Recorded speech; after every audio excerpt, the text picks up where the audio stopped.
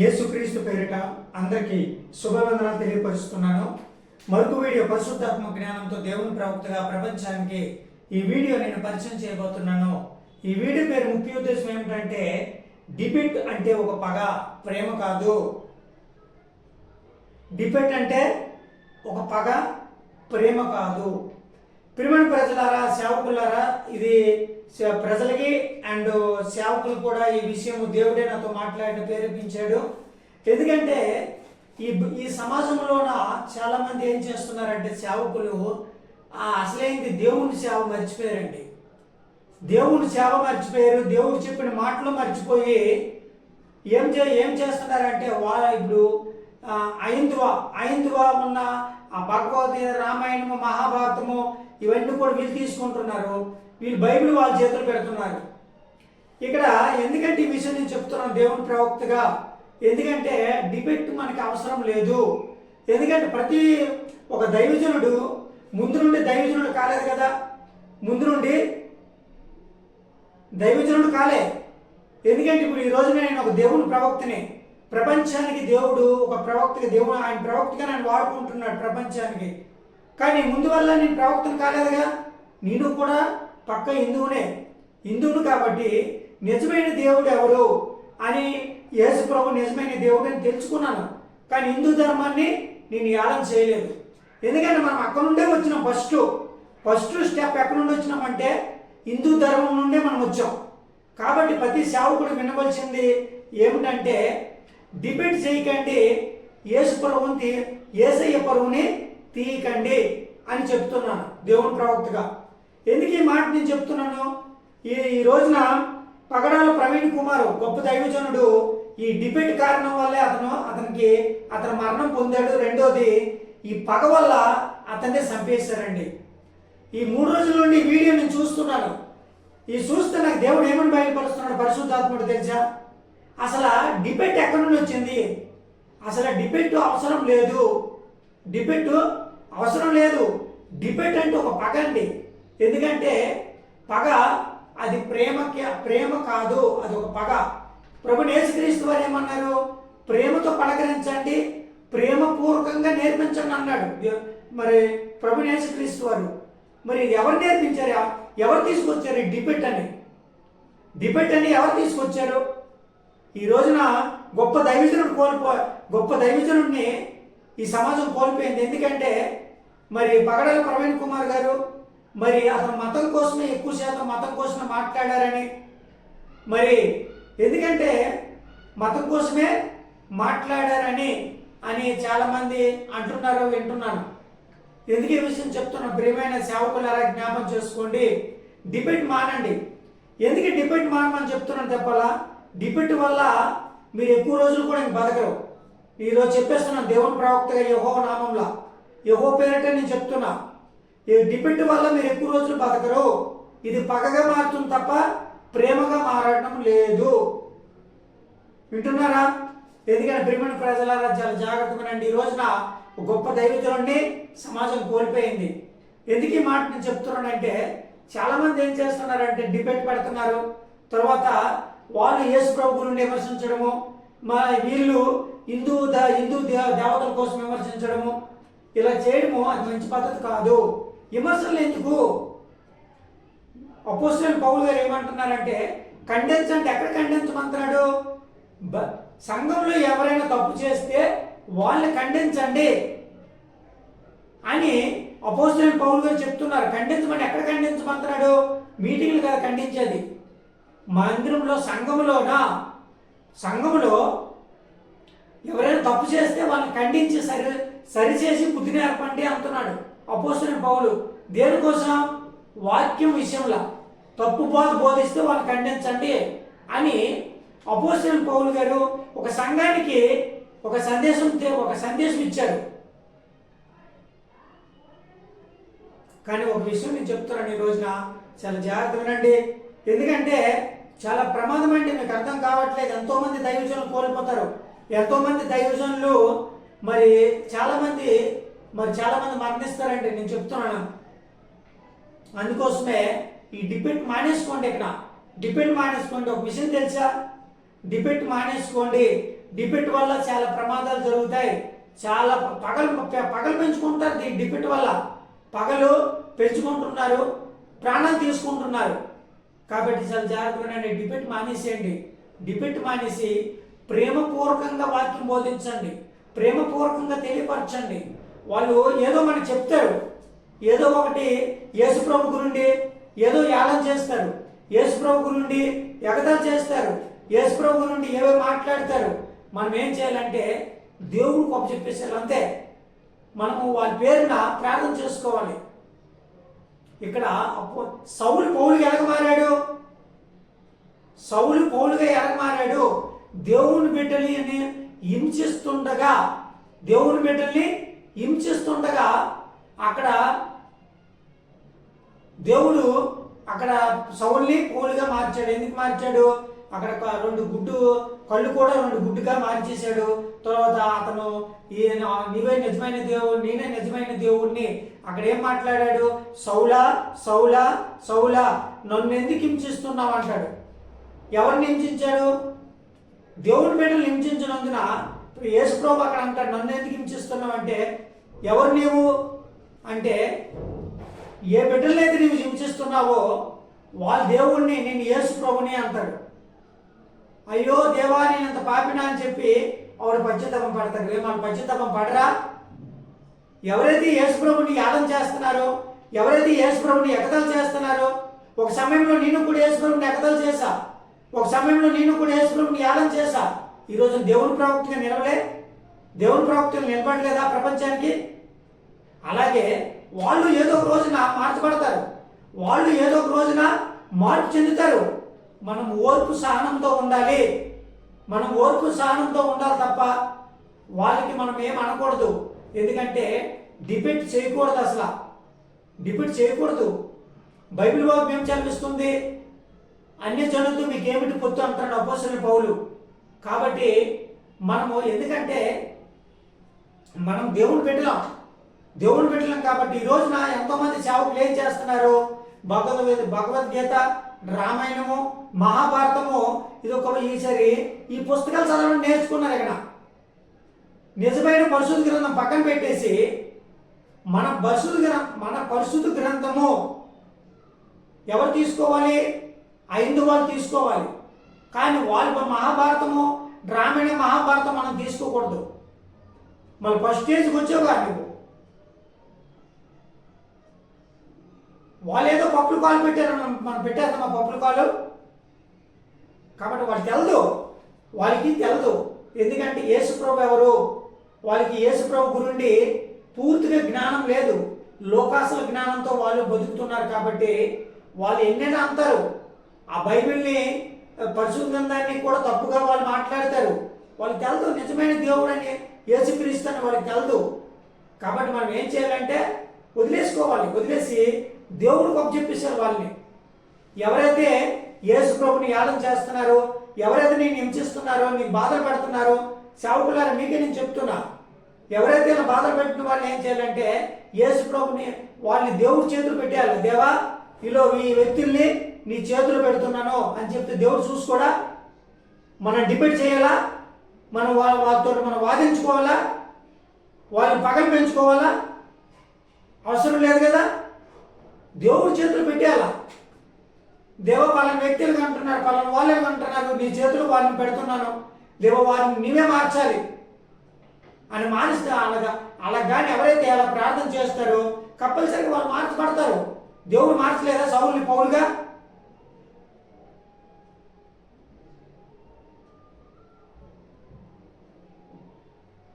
కాబట్టి చాలా జాగ్రత్తగా, ఎందుకంటే చాలా మంది అర్థం కావట్లేదు. ఈ డిబేట్ ఎవరికైనా పెట్టారో కానీ అసలు డిబేట్ వల్ల పగ తప్ప ప్రేమ రాదండి. డిబేట్ వల్ల పగ తప్ప ప్రేమ రాదు. ఈ రోజున పగడాల ప్రవీణ్ కుమార్ గారు కూడా డిబేట్ వల్లే మరణించారు. ఆ డిబేట్ వల్లే పగడాల ప్రవీణ్ కుమార్ని వాళ్ళు పగ పెట్టుకున్నారు. వీడు ఎక్కడ దొరుకుతాడా, ఎక్కడ దొరికితే బాగుంటుంది, ఎలా చంపితే బాగుంటుంది, ఏ రకంగా చంపితే బాగుంటుందో వాళ్ళు ఒక ప్రణాళిక, ఒక ప్లాన్ ప్రకారంగా అతను చంపేశారు. ఆ డిబేట్ వల్లే.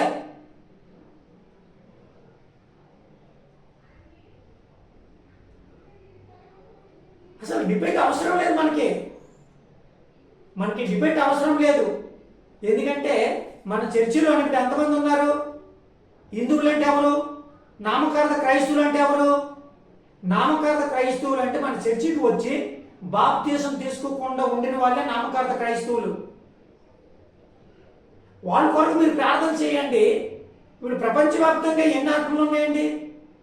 ప్రతి చర్చిలో కూడా అందరు పరిశుద్ధులేనా? అందరూ పరిశుద్ధులేనా? కాదు కదా. ఒక్కొక్క చర్చిలో 200 మందిలోనా కేవలం 10 మంది మాత్రం పరిశుద్ధులు, మిగతా ఒక 20 మంది అని కూడా పరిశుద్ధులు. వాళ్ళు బాప్తీసాలు తీసుకున్నారు. మిగతా వాళ్ళు ఎంతమంది? 80 మంది. వాళ్ళ కొరకు ప్రార్థన చేయండి. వాళ్ళు రక్షణ మార్గంలో నడిపించండి. ఎందుకంటే మనము ఐందవులతో మనకు ఎటువంటి సంబంధం లేదని అపోస్తలుడు పౌలు గారే చెప్తున్నారు. అన్య జనులతో మీకు ఏమిటి పొత్తు? వాళ్ళతో మీకు ఎటువంటి సంబంధం లేదంటున్నారు. ఎవరితోటి? చర్చికి ఎవరైతే వస్తున్నారో నామకార్థ క్రైస్తవులు ఎవరున్నారో వాళ్ళ కొరకు మీరు వేగులు పడండి, ప్రార్థన చేయండి. వాళ్ళ ఆత్మల భారం కలిగి ఉన్నారు. వాళ్ళకి ఆత్మల భారం కలిగించండి, వాళ్ళతో మాట్లాడండి. కానీ మనకి హిందువులతో మనకి ఎటువంటి సంబంధం లేదు. అసలు యేసు ప్రభు మతం కాదు, ఒక మార్గం. ఈ మతాల కోసం ఎందుకు గొడవలాడుకుంటున్నా నాకు అర్థం కావట్లేదు. యేసుక్రీస్తు అందరికీ ప్రభువే. యేసు ప్రభు మతం కాదు, ఒక మార్గం. పరలోక రాజ్యానికి ఒక మార్గం. ఎవరైతే మతం అంటారో వాడికి బుద్ధి లేదని అర్థం.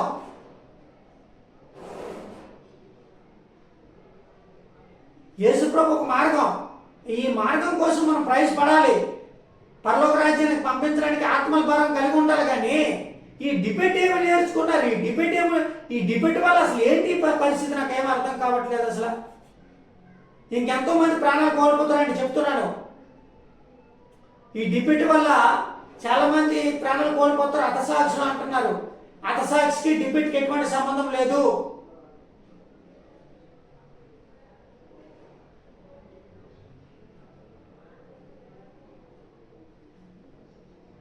కాబట్టి చాలా జాగ్రత్తగా రండి. ఎందుకంటే డిబేట్ ముందు మానేసేయండి.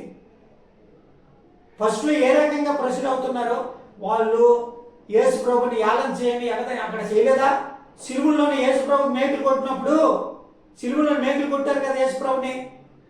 వాళ్ళు యాలం చేయలేదా? ఎగదా చేయలేదా? సీట్లు వేసుకోలేదా?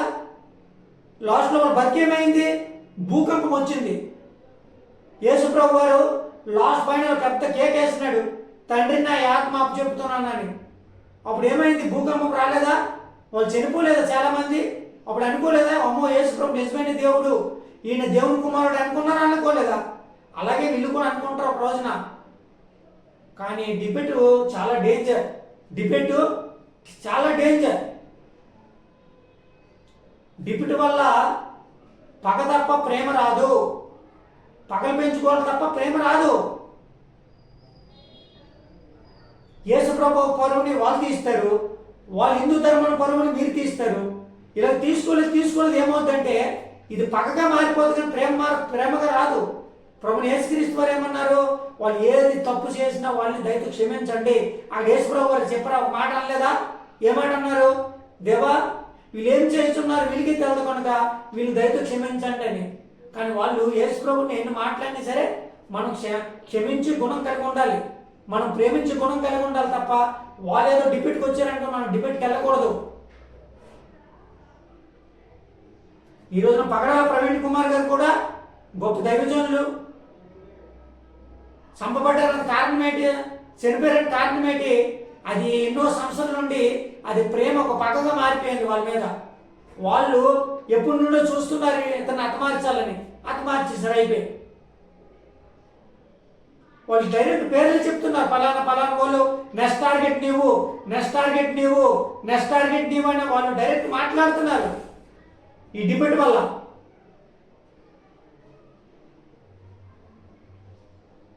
కాబట్టి చాలా జాగ్రత్త ఉండండి. డిబేట్ మానేసుకోండి ప్లీజ్. డిబేట్ మానేసుకోండి, మీ పగలు చల్లార్చుకోండి, యేసుక్రీస్తు ప్రేమను పెంచుకోండి. వాళ్ళు ఏదో ఒక రోజున మారుతారు. ఇప్పుడు ప్రపంచం ఏమో అంతమైపోతుందా? ప్రపంచం ఏది అంతమైపోతుందా? అర్థం కావట్లేదు కదా. ఇంకా 50 సంవత్సరాల గ్యాప్ అంతమవడానికి. అప్పుడు వాళ్ళు మారరా? వాళ్ళు మార్పు చెందరా? ఎవరైతే యేసు ప్రభుని యాలం చేస్తున్నారో, ఎవరైతే యేసు ప్రభుని ఎగతాళి చేస్తున్నారో, ఎవరైతే పరిశుద్ధ గ్రంథాన్ని యాలం చేస్తున్నారో వాళ్ళు ఖచ్చితంగా 100% మారుతారు. ఇది యెహోవా వాక్కు. దేవుడే మార్చుకుంటాడు. అయ్యా మీకేమి, మీరెందుకు మార్చబడతారు? దేవుడే మార్చుకుంటాడు. దేవుడికి ఒక చెప్పేసేయండి వాళ్ళకి దేవుడిని వాళ్ళని అప్పచెప్పేసి మీ సంఘం బాధ్యత చూసుకోండి.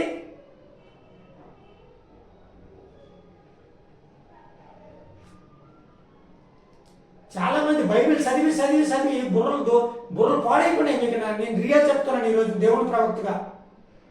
బైబిల్ బాగా చదివి బుర్రలు పాడు చేసుకున్నారు. ఈ బైబిల్ చదివి ఏం చేస్తున్నారంటే యేసు ప్రేమను మర్చిపోయి పగలు పెంచుకుంటున్నారు.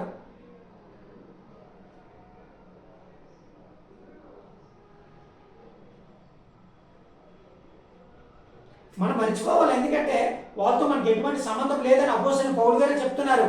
అన్యజనులతో మీకేమిటి పొత్తు అని. కాబట్టి వాళ్ళని పక్కకు పెట్టేయాలి అంతే. వాళ్ళతో మనకి ఎటువంటి సంబంధం లేదు. ఎవరితో మనకి సంబంధం? నామకార్థ క్రైస్తవులు ఎవరైతే మన చర్చికి వస్తారో వాళ్ళని దేవుని మార్గంలో నడిపించడానికి మనం ప్రయత్నం చేయాలి. వాళ్ళు హిందువులు కాదు, నామకార్థ క్రైస్తవులు. వాళ్ళు వచ్చి కానుకలు ఇవ్వడం, దశమ భాగం ఇవ్వడము అన్ని ఇస్తున్నారు, కానీ వాళ్ళు బాప్తీసాలు తీసుకోవట్లే. వాళ్ళ కొరకు మనం ప్రయాసపడాలి. ఇప్పుడు ఎన్నో చర్చిల్లో ఉన్నారండి చాలా మంది నామకార్థ క్రైస్తవులు, వాళ్ళు బాప్తీసాలు తీసుకోలేదు. వాళ్ళ కొరకు మనం ప్రయాసపడాలి, వాళ్ళ కొరకు కన్నీరు కార్చాలి, వాళ్ళ కొరకు ప్రార్థన చేయాలి. కానీ ఈ డిబేట్ ఎక్కడ నేర్చుకున్నారండి మీరు? నాకు అర్థం కాదు. ఈ డిబేట్ వల్ల ఎంతమంది ప్రాణాలు పోతాయో తెలుసా?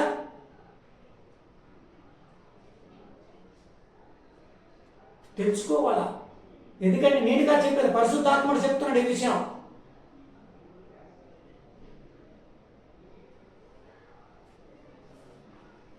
కాబట్టి చాలా జాగ్రత్తగానండి, నేర్చుకోండి. డిబేట్ మానేసేయండి, అవసరం లేదు. ఇక్కడ డిబేట్ వల్ల మనకి ఏమి లాభం లేదు. పగలు తప్ప, ప్రేమ కోల్పోవడం తప్ప, పగలు తప్ప. ఆ పగ అలాగ ఎక్కువ పగగా మారిపోయి వాళ్ళు ఏం చేస్తారు? కక్షలు పెంచుకుంటారు. ఇక్కడ పగలు పోయి కక్షలు పెంచుకుంటారు. వీడు ఏ రోజున దొరికితే ఏ రోజు వేసేస్తామని. ఇప్పుడు అవసరమా? ఇంకా దేవుడు నీకు ఆయుష్ ఇచ్చాడు. ఇక్కడ పగడాల ప్రవీణ్ కుమార్ బ్రదర్కి గొప్ప దైవజనులు, ఇతనికి మంచి ఆయుష్ ఉంది. ఇతను చాలా పరిచర్య చేయొచ్చు, ఎన్నో సంఘాలు కట్టవలసిన దైవజనుడు ఈ రోజున మతం వల్ల హతమార్చబడ్డాడు. ఇతను మీద పగలు పెంచుకున్న చంపేశారు అతన్ని. కాబట్టి చాలా జాగ్రత్తగానండి. పగలు యేసు ప్రేమను నేర్చుకోండి, కానీ పగలొద్దండి ప్లీజ్. పగలొద్దు, డిబేట్ వద్దు అసలు. డిబేట్ వల్ల ఇంకా చాలా మంది దైవజనులు ప్రాణాలు పోవడం ఖాయమో, దైవజనులకి ప్రాణాలు పోవడం ఖాయమో. ఇది యెహోవా వాక్కుగా నేను చెప్తున్నాను, దేవుని ప్రవక్తగా. ఇక మీ ఇష్టం, దేవుడు చెప్పమన్నాడు, నేను చెప్తున్నాను. కాబట్టి అందరికి యేసు క్రీస్తు పేరిట అందరికి వందనాలు తెలియపరుస్తున్నాను.